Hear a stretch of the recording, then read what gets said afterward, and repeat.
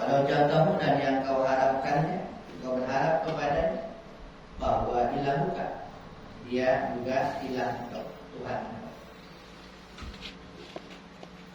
Kullu man ra'aitahu fid darri wan naf'i walam tara anna al-haqqa ta'ala majri dzalika ala yadayhi bahwa ilah. Kullu man, siapa saja dan manfaat. Artinya siapa saja yang kau anggap dia bisa mendatangkan mudarat dan manfaat. Walam tara, dan kau tidak melihat annal haqqa ta'ala, bahwasanya al-haq Allah Ta'ala majri dzalika, yang menjalankan yang demikian itu ala yadai, di hadapannya, bahwa maka sesuatu yang kau pandang itu selain Allah tadi ilah juga Tuhan kau. Kalau melihat kepada mentok di situ aja, mentok pada sesuatu apa saja yang mendatangkan mudarat dan manfaat. Ini bahaya, oh, ini bahaya nih, bahaya dia. Oh, dia memberi manfaat. Tinggal lihat kepada Allah, itu dijadikan dialah Tuhan. Jadi semua dikembalikan bahwa ada sesuatu yang zahirnya nyata-nyatanya berbahaya, nyata-nyatanya ada manfaat. Iya, bahwa itu adalah majri, dijalankan oleh Allah. Allah yang menjalankan itu, Allah yang mengatur itu, Allah yang mengizinkan itu. Apa itu? Bismillahirrahmanirrahim. Pertama, saya syukur khairat. Itu empat kalimat itu fondasi itu. Tadi baik, saya syukur khairat ilallah. Saya syukur su'ah ilallah. Balik sana. Zahirnya apa binatang, apa orang, apa siapa, membahayakan, memberi manfaat. Tapi yang menjalankan itu lihat. Yang dilihat adalah Allah Subhanahu wa ta'ala. Kalau nggak lihat Allahnya, itu menjadi Tuhan. Menjadi Tuhan. Sesuatu itu yang dianggap bisa mendatangkan mudarat dan manfaat. Kalau mentok di situ, jangan mentok di situ. Jadi harus bahwa itu semua majrinya, yang menjalankannya adalah Allah, yang mengizinkan. Illallah tadi itu, illallah.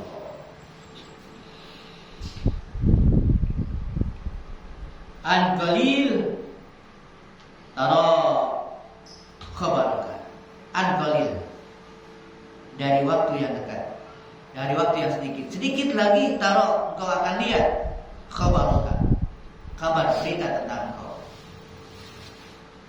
Apa yang dimaksud berita tentang kau? Ya'khudul haqqu azza wa jalla.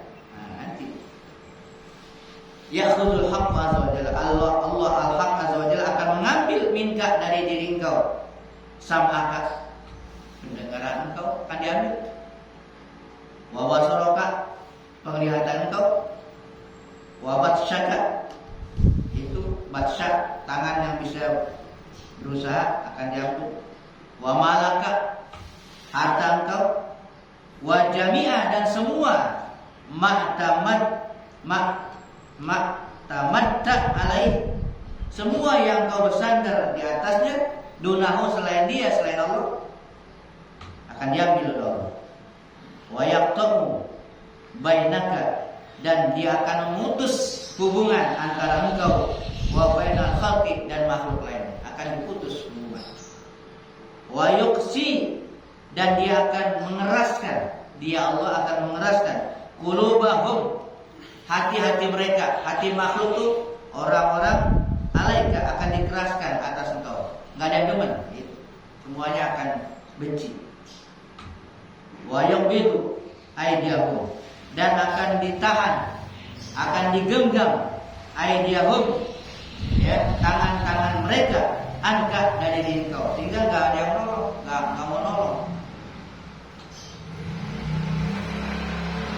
Wa ya'ziluka an su'lika, dan dia akan menggelincirkan engkau dari kesibukan engkau. wa yughliqul abwaba, dia akan menutup pintu-pintu fi wajhika, di hadapan engkau, yuraddiduka, sehingga dia mengembalikan engkau. Yuradid itu taruh dada, taruh aja, bolak-balik ya. Dia membuat engkau bolak-balik min babin ila babin, mondar-mandir dari pintu ke pintu, minta-minta. Wala yutika, tidak ada yang memberikan kepada engkau luqmatan, sesuap, wala dzuratan, bahkan sebutir zarah. Wa iza da'utahu, dan nanti dalam waktu yang dekat apabila engkau berdoa kepadanya, fala yujibuka, dia enggak akan ijabah. Berdoa engkau akan. Nah, itu semua makhluk semua hatinya dikeraskan, enggak yang bantu. Kamu akan diambil semuanya, kamu akan bolak-balik kemana-mana dari pintu ke pintu. Kalau berdoa enggak diijabah. Itu semua kullu dzalika li syirkika, karena kesyirikan engkau bihi, kepadanya, sekutukannya dengan apa yang dijadikan sandaran. Itu sebab li syirkika, karena kesyirikan engkau bihi dengannya. Wa timadika, dan karena bersandarnya engkau ala ghairihi, kepada selainnya. Antara engkau bersandar kepada selainnya, selain Allah. Wa talabika ni'amahu min ghairihi, dan disebabkan karena engkau menuntut mencari nikmatnya, tapi min ghairihi, dari selain. Mencari nikmat Allah dari selain Allah, mencari nikmat Allah tapi dari selain Allah. Wasti'anatika biha, dan itu pun disebabkan isti'anatika, engkau jadikan dia sebagai pembantu, biha, dengan nikmat Allah itu, ala ma'asika, ma'asi, untuk berbuat maksiat. Artinya engkau gunakan nikmat itu justru untuk berbuat maksiat. Nah, hal ini qad ra'aitahu, kau sudah lihat, jaro ala katirin, berlaku, kau sudah lihat itu berlaku ala katirin, atas kebanyakan orang, min hadzal jinsi, dari jenis ini banyak. Kau bisa saksi itu katanya, banyak orang. Wa huwal aghlab fil asin, dan pada aghlab lebih banyaknya lagi fil asin, pada orang-orang yang berbuat maksiat ya, seperti itu katanya. Wa minhum, ya, di antara mereka tuh yang sudah dibegitukan oleh Allah, man yatadarakal amru bitaubah. Ada memang di antara mereka orang yang sampai dia menemui perintah untuk bertaubat. Fa yaqbalul haqqu azza wa jalla taubatahu. Ada di antara mereka orang yang sampai dia bertobat dan diterima taubatnya oleh Al-Haq azza wa jalla. Wa yanzuru ilaihi birrahmah, ada yang dipandang dengan rahmatnya. Wa yu'amiluhu bil karam wa lutfi, dan diperlakukan dengan karam, kemurahan Allah, dan lutuf, kelembutannya. Ya khalqallah, wahai makhluk Allah, tubuh, taubatlah. Ya fuqaha ahli fikih. Ya ulama, wahai ulama juga. Ya zuhad, wahai orang-orang yang zuhud. Ya ibad, wahai hamba-hamba. Ma minkum, tidak ada di antara kamu, illa kecuali man yahtaju ila taubati ahbarikum la taubati.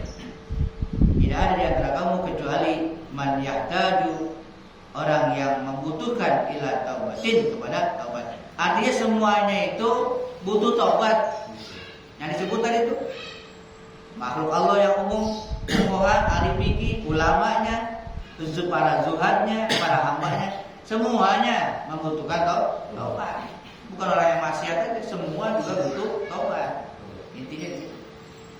Jadi Jadi masalah tobat bukan masalah orang-orang yang nyata-nyata berbuat maksiat yang besar. Semuanya ulama juga zuhud juga ahli zuhud masih butuh tobat. Oh, tobatnya lain-lain. Kalau yang maksiat dari maksiatnya dia, ya, ulama dari mananya dia mesti tobat.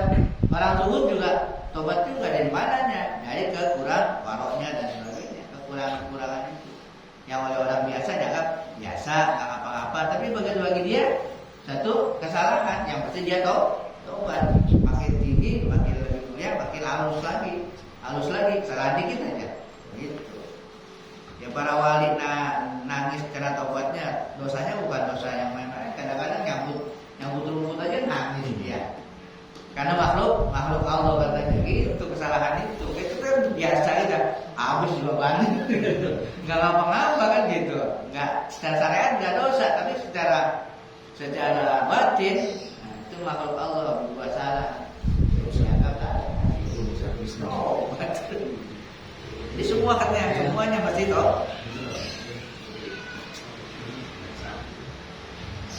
Akhbarukum ini fi hayatikum wa mamatikum. Tuh, berita engkau ada pada saya. Pada dirinya itu dia mengatakan Syekh Abdul Qadir, fi hayatikum wa mamatikum, tentang hidup kamu, mati kamu. Idza askalta ala awaili umurikum, apabila engkau merasa sulit, muskil atas awal-awal urusan kamu, in kasabta fi akhirnya, engkau bisa lihat terbuka bagiku fi akhirnya, indah mautikum, ketika mau mati kamu. Kalau di awalnya sulit untuk mengetahui keadaan kamu, di akhirnya keadaan begitu dia tahu bahwa awalnya begini, gitu. Maksudnya tuh dia mengatakan keadaan kamu akan saya ketahui. Kalau sulit mengetahui keadaan awal kamu begini-begini, di akhir kamu, dengan di akhir kamu saya tahu awal kamu begini, gitu. Kalau di akhirnya begini, awalnya begini. Iza khafiya ala aslin mali ahadikum. Nah, apabila khafiya tersembunyi enggak diketahui, ala asli mali ahadikum, atas dasar pokok pangkal harta salah seorang kamu. Ya, tersembunyi itu, orang hartanya tersembunyi. Dari mana kita nggak tahu, gitu kan? Antazir khurujahu. Aku menunggu khurujahu, keluar. Lihat keluarnya itu harta. Wa in kharajat anna faqatu ala auladi wal ahli wa fuqara'il haqqi azza wa jalla wa masalihil khalqi, alimtu anna aslahu ja'a min halal. Di awalnya nggak tahu dari mana dia punya harta. Coba lihat keluarnya. Lihat keluarnya juga. Ya, kalau keluarnya itu tunggu keluarnya. Kalau keluarnya itu nafkah, keluarnya itu nafkah kepada anak-anaknya, nafkah istrinya, nafkah orang fakir, ya, orang fuqara, ya, nafkah untuk maslahat makhluk, alim. Aku tahu tahu bahwa dasar harta itu ja'a min halal, datang dari yang wadahnya halal. Gitu. Wa in kharaja ala siddiqin, dan jika keluar ala siddiqin, atas orang yang siddiq, alladzina hum khawasul haqq ta'ala, orang-orang yang khusus istimewa, alim, aku tahu anna aslahu, bahwasanya asalnya itu taksiruhu, penghasilannya, karena tawakkul Allah Ta'ala, adalah tawakal, karena tawakalnya kepada Allah Ta'ala. Wa annahu halalul talq, bahwasanya dia halalul talq, bebas, ya, untuk terbuka begini. Lastu ma'akum fi aswaqikum, tidaklah aku bersama kamu di pasar-pasar kamu, walakinnal haqqa ta'ala baina li wa amwalikum, akan tapi al-haq Allah Ta'ala baina li, antara aku amwalikum, harta kamu, bihadhi tarik, dengan jalan ini, wa fil wariha, dan dengan yang lainnya, minat turuq, dari jalan-jalan yang lain. Ya gulam, ya gulam, wahai anak, ihzar, hati-hati, waspada, ihzar, hati-hatilah, Allah yarul haq, Allah yarul haq, Allah yarul haqqu ta'ala fi qalbika ghairahu fatahsah. Hati-hati, waspada, bahwa la yarul, ya, jangan sampai yarul haq, al-haq, Allah Ta'ala tidak melihat, fi qalbika, di hati engkau, ghairahu, selain dia, fatahtaku, maka engkau akan, tahtaku itu akan terlihat kesalahan-kesalahan engkau. Artinya waspada, jangan sampai Allah lihat itu di hati kamu ada selain dia, maka akan terlihat tuh, engkau akan dilihat itadoh tuh kejelekan engkau. Ihzar alla yara bi qalbika khaufa ghairihi aw raja'a ghairihi aw habba ghairihi. Hati-hati, waspada, jangan sampai, ya, supaya Allah tidak melihat di hati engkau rasa takut kepada yang lainnya, mengharap kepada yang lainnya, cinta kepada yang lainnya. Toharu, bersihkan, sucikan, qulubakum, bersihkanlah hati-hati kamu, min ghairihi, dari selainnya, selain Allah.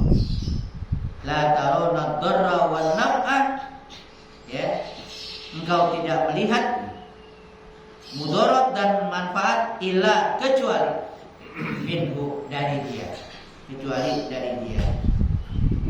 Antum fi darihi, engkau berada di rumahnya, seakan-akan engkau berada di rumahnya. Wa dia fatahu, dan kau merupakan dia fatahu, tetamunya. Jadi jangan sampai ada selain dia, Allah Subhanahu wa ta'ala.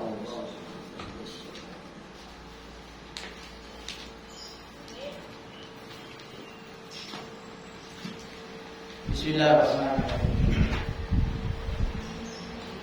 Ma'rifat kepada Allah Subhanahu wa ta'ala, mengenal nama Allah Subhanahu wa ta'ala Al-Khabir. Al-Khabir.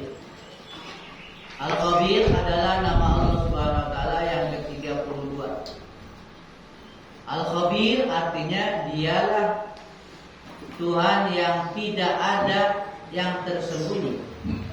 Tidak ada yang tersembunyi daripadanya khabar-khabar batin. Khabar-khabar batin, berita-berita batin, gak ada yang tersembunyi bagi Allah. Maksudnya, segala sesuatu yang sifatnya batin tidak tersembunyi bagi Al-Khabir. Tidak berlaku dan tidak bergerak, baik yang kecil ataupun segala sesuatu dari alam malak atau alam malakut, alam langit, alam bumi, melainkan diketahui oleh Allah Subhanahu wa ta'ala dengan serinci-rincinya, sedetail-detailnya diketahui. Itu khabir. Secara umum Allah Subhanahu wa ta'ala mengetahui segala sesuatu dengan alam, dengan al-alim, dengan al-alim. Karena al-alim itu namanya al-alim.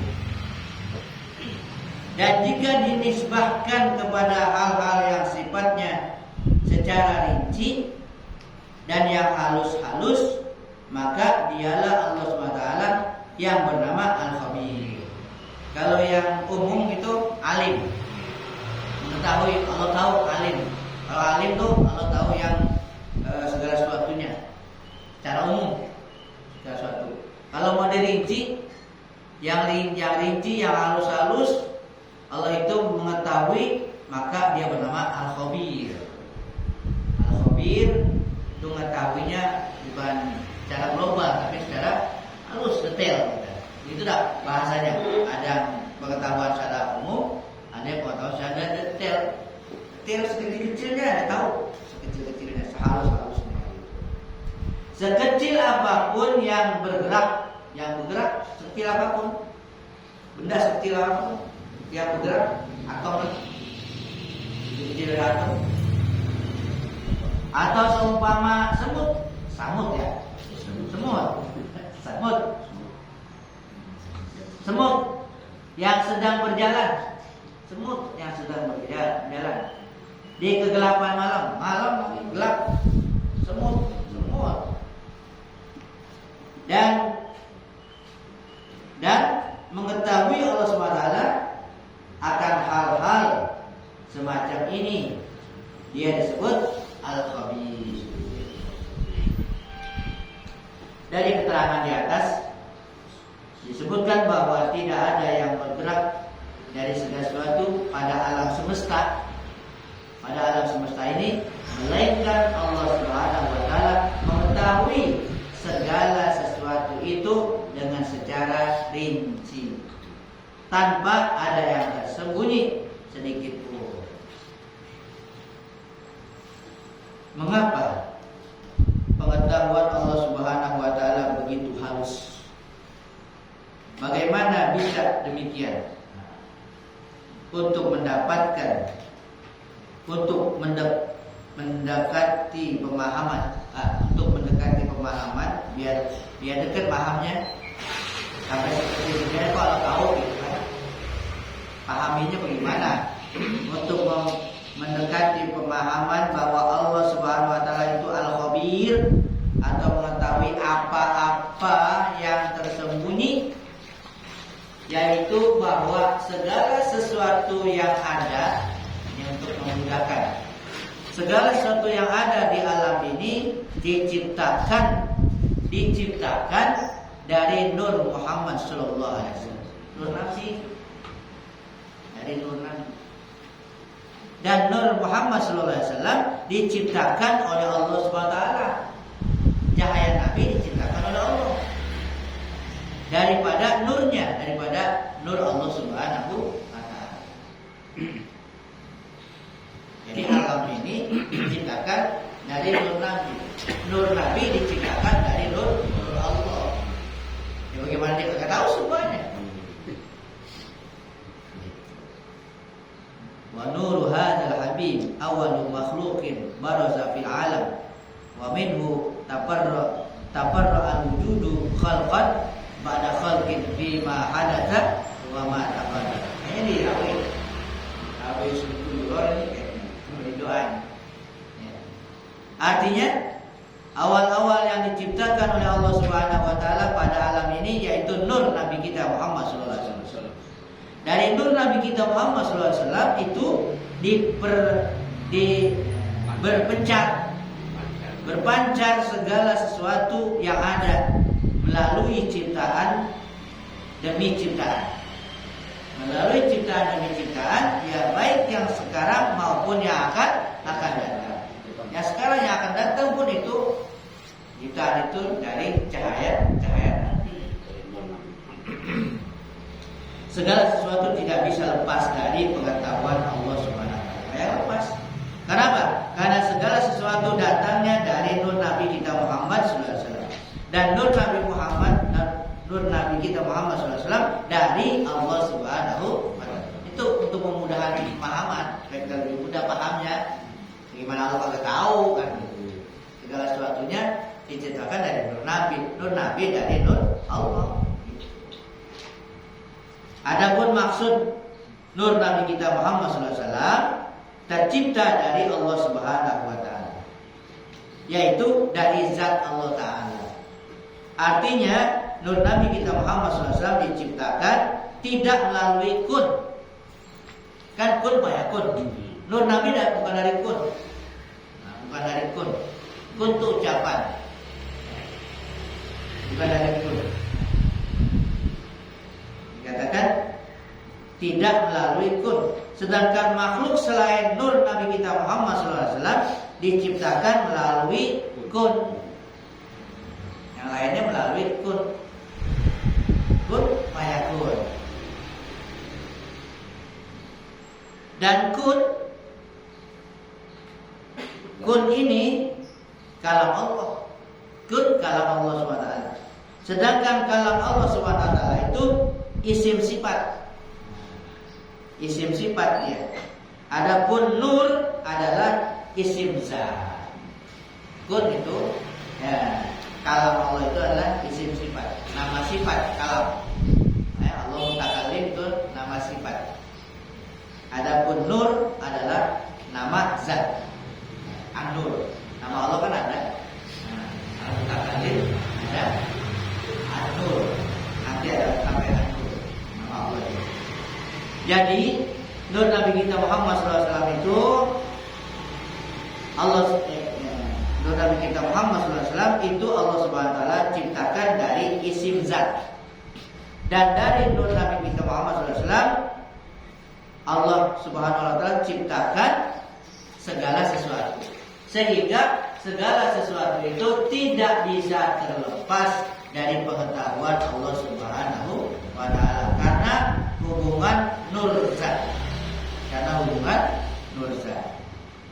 Sebagai perumpamaan, nah diumpamain lagi kan nih, ditafsirkan lagi biar lebih paham. Sebagai perumpamaan, di badan seseorang kita letakkan ya. Kita letakkan, ini letakkan. Kita taruh alat di badan seorang, kita taruh alat di zaman sekarang berupa magnet.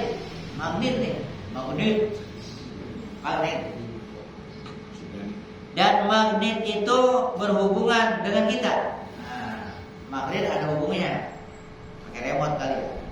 Ini istilahnya begitu, ada bahan-bahannya tuh punya remote. Magnet berhubungan dengan kita berupa alat perekam. Hubungannya ada alat perekamnya. Di magnet itu alat perekam di kitanya katanya.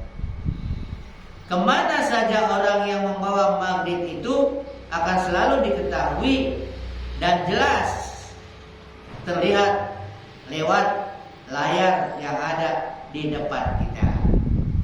Pantau kan? Kemana aja bu? Di zaman sekarang kan begitu. Dipakai alat tuh, ada alat deteksi namanya kan? Jadi kontrol di pusat. Itu manusia begitu kan? Untuk memudahkan pemahaman. Kalau tahu aja di mana yang Allah tahu ya. Manusia begitu. Dengan alat itu diketahui sesuatu kan, sebagian doang yang dipakai alat doang. Ya nggak pakai alat nggak tahu ya. Tapi Allah diumpamakan begitu, semua alatnya ada alatnya, semua ditempel semua kan di sini. Seperti itu di Allah itu. Seperti itulah segala sesuatu yang tidak terlepas dari nur Nabi kita Muhammad SAW dan nur Nabi kita Muhammad SAW dari nur Allah SWT. Jadi segala sesuatu apapun selalu diketahui oleh Allah Subhanahu Wa Taala dan diketahui oleh Nabi kita Muhammad SAW. Nabi juga tahu, apalagi kita bersolawat disampaikan lagi. Syariatnya kan begitu. Pada hakikatnya juga Nabi tahu. Karena nur Nabi ya kita tidak lepas dari nur Nabi ya. Nur Nabi, cahaya Nabi.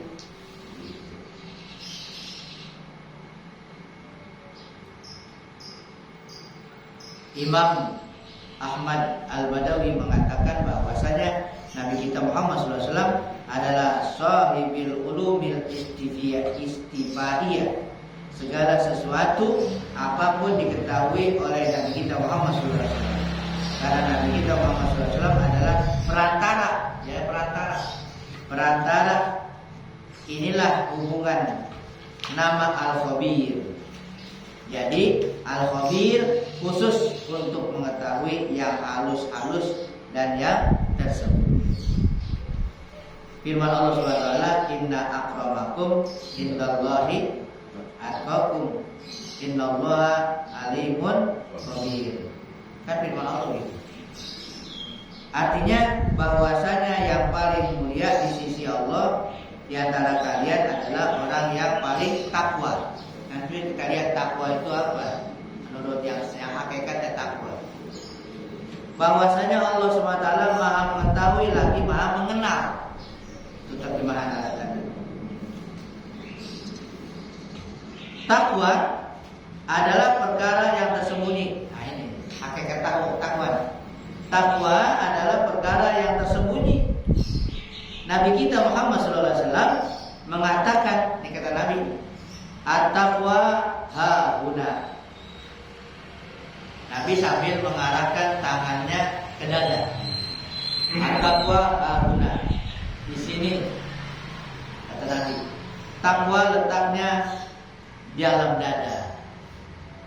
Oleh sebab itu, setiap disebut takwa disebut al-khabir. Siapa yang paling takwa? Innallaha alimun khabir. Artinya bahwasanya Allah Subhanahu wa taala Maha mengetahui lagi Maha mengenal. Nah, takwa artinya merasa. Ini takwa yang benar. Arti takwa kan yang selama ini arti takwa mematuhi perintah, menjauhi larangan. Ini pengertian takwa yang hakikat bagaimana?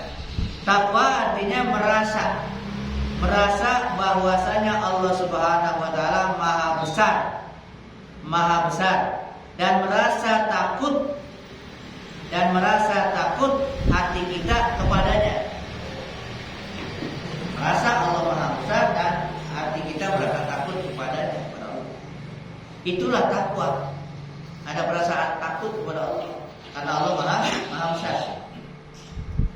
Dari perasaan bahwa Allah Subhanahu wa taala maha besar, kita laksanakan perintahnya. Nah, baru kita laksanakan perintahnya. Dan dari perasaan takut kepada Allah Subhanahu wa taala, kita jauhi larangannya.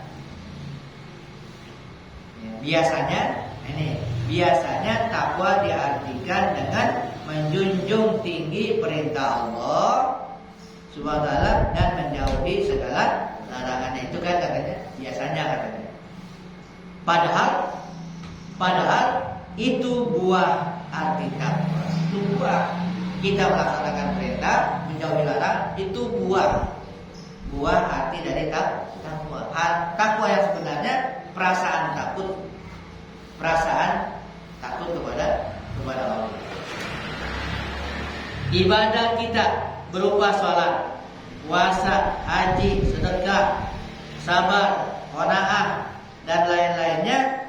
Kalau semua ibadah yang kita laksanakan itu tidak berasal dari hati yang membesarkan Allah Subhanahu wa taala, maka tidak hasil ibadah itu.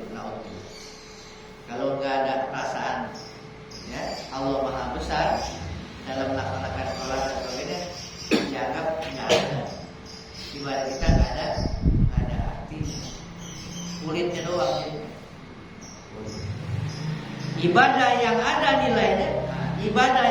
nilainya, yaitu ibadah yang dilaksanakan dari hati yang membesarkan Allah Subhanahu wa taala. Hati kita mengagungkan Allah dengan perasaan takut kepada Allah, kita laksanakan perintah, jauhi larangan. Takwa letaknya dalam hati. Dan yang tahu berapa besarnya hanya Allah Subhanahu wa taala yang bernama Al-Khabir. Firman Allah Subhanahu wa taala, "Ya ayyuhalladzina amanu taqullaha wal tanzur nafsum ma qaddamat lighad wattaqullaha innallaha khabirun bima ta'malun." Artinya, wahai orang-orang yang beriman, bertakwalah kalian kepada Allah Subhanahu wa taala, dan hendaklah setiap orang memikirkan apa yang dia persiapkan untuk hari kiamat. Ayat 1 hari kiamat. Dan bertakwalah kalian kepada Allah SWT, bahwasanya Allah SWT Maha mengetahui apa yang kalian perbuat. Kita diperintahkan untuk memikirkan persiapan untuk hari kiamat. Berapa buah istana? Berapa buah istana yang sudah kita bangun? Bangun istana di sono, bangunnya di sini, ya. Bangun istana, ya. Di sini di dunia bangun. Di ini. Berapa hektar? Berapa hektar sudah kebun yang kita tanam?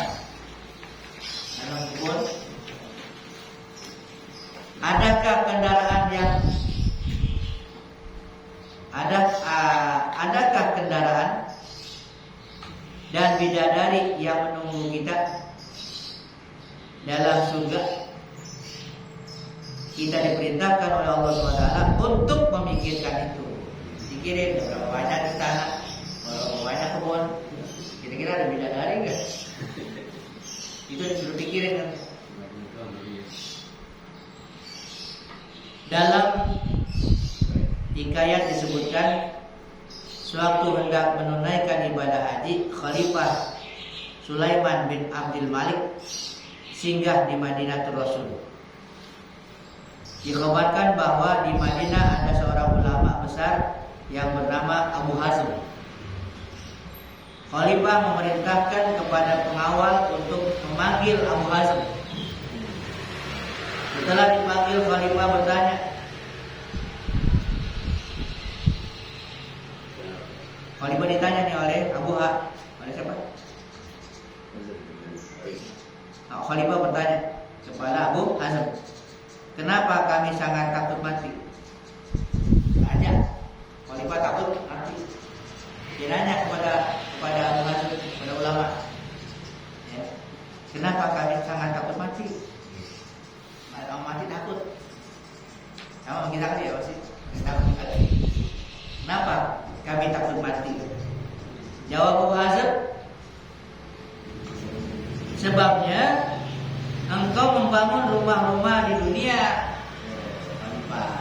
Sebabnya engkau membangun rumah-rumah di dunia dan meruntuhkan rumah di akhirat.